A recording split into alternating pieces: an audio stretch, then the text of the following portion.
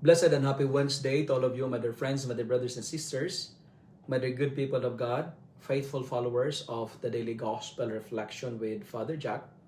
My dear kababayans, today is November 12, 2025, and today's Gospel is from the beautiful and the wonderful account of the Gospel of Luke, chapter 17, verses 11 to 19.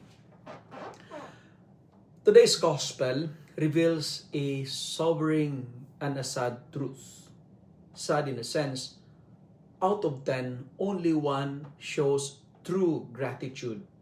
Only one has the humility to express thankfulness. Only one returns to offer a word of heartfelt appreciation. And every time I read the story of the 10 lepers, I find myself asking, which one am I? Am I among the 9 who walk away with blessings but forgot to say thank you? Or am I the one who turned back to the giver and say, Salamat Lord? That one leper teaches me that gratitude is more than good manners. It is a movement of the heart that brings closer to God. And when I pause to thank Him, I feel myself being healed in ways deeper than I first realized. Gratitude makes me see that every gift, like my health, my vocation, the people I love, my faith, even the struggles that shape me, all come from His loving hands. Returning to the giver reminds me that I am not defined by what I have, but by the one who blesses me every single day.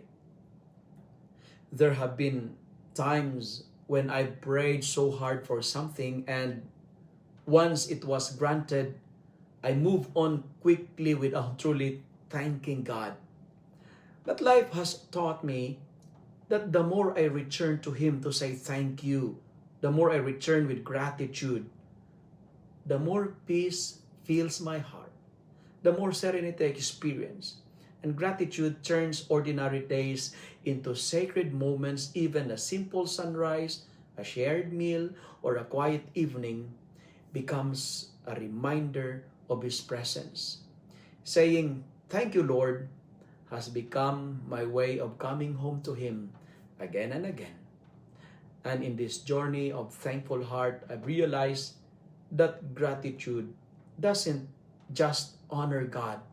It changes me personally. It opens my eyes, softens my spirit, and keeps me close to the giver who never stops giving. Lord, salamat for everything.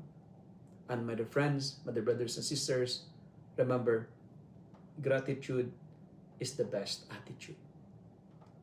If you love and like this reflection, kindly share it with your friends, share it with your family, make the Word of God viral so that many will be blessed.